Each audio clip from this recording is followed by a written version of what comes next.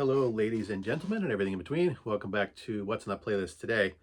Today we'll talk about the album Sound of Silence by Simon and Garfunkel, an image of which you will see here. Um, Simon and Garfunkel actually knew each other pretty much their entire childhood. They lived 3 blocks from each other in a little Jewish community, went to the same schools. They officially kind of met, I think it was like in 4th grade.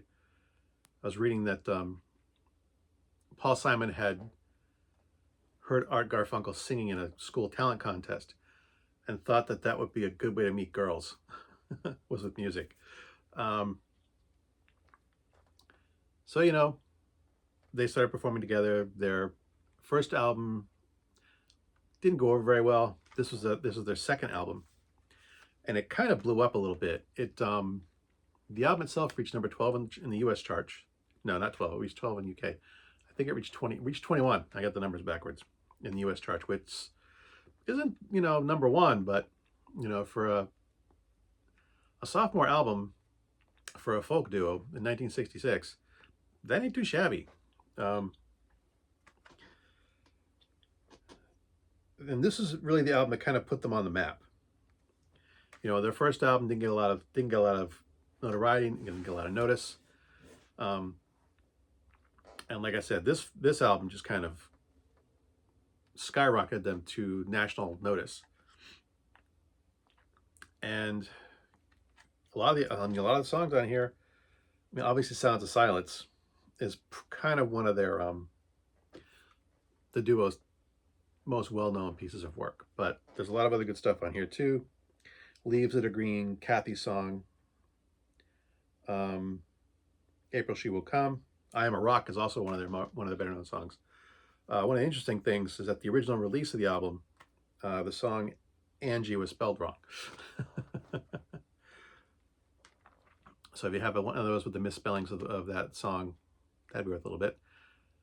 This song was massively popular and influential in the 60s. It has actually since, in 2013, it was inducted into the National Library of Congress as being culturally relevant. It was one of the big albums of the 60s, along with all the other big name bands that came out of that time, big name artists that came out of that time.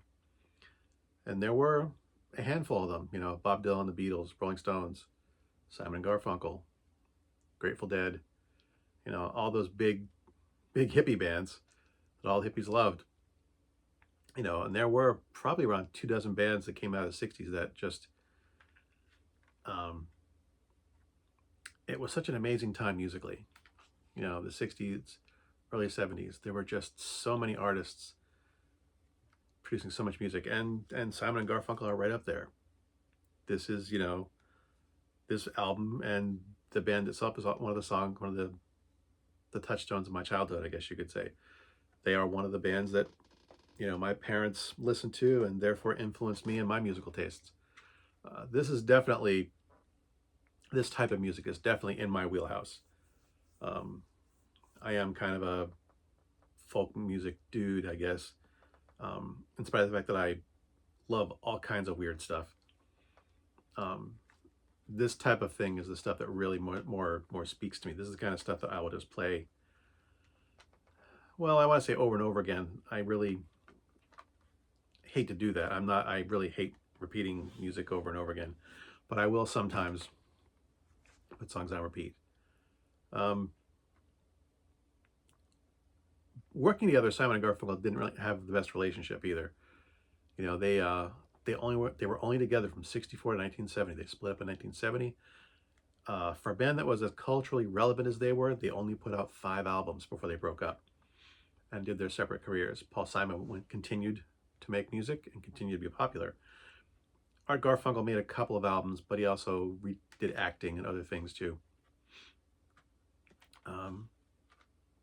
It's funny that I really don't have as much to say about an album that did have such a cultural impact, especially for this band. Some of that is because mostly people just gush about the album, which I guess I'm doing myself. you know, I don't do a ton of research before making these, as you can tell, because they're very short. Um, but I couldn't really find anything too much that was interesting or in my short research about the making of the album itself. Didn't seem to be a lot of controversy. You know, a lot of, I mean, some of the songs on this were on their previous album or have been performed previously and just remixed. I have the bonus, not the bonus, but I have bonus tracks for the re-release. Blues Run the Game, Barbie Ellen, Rose of Aberdeen, and Roving Gambler, which are all three of those were previously unreleased. They were just studio recordings or live recordings that had never really been put on an album.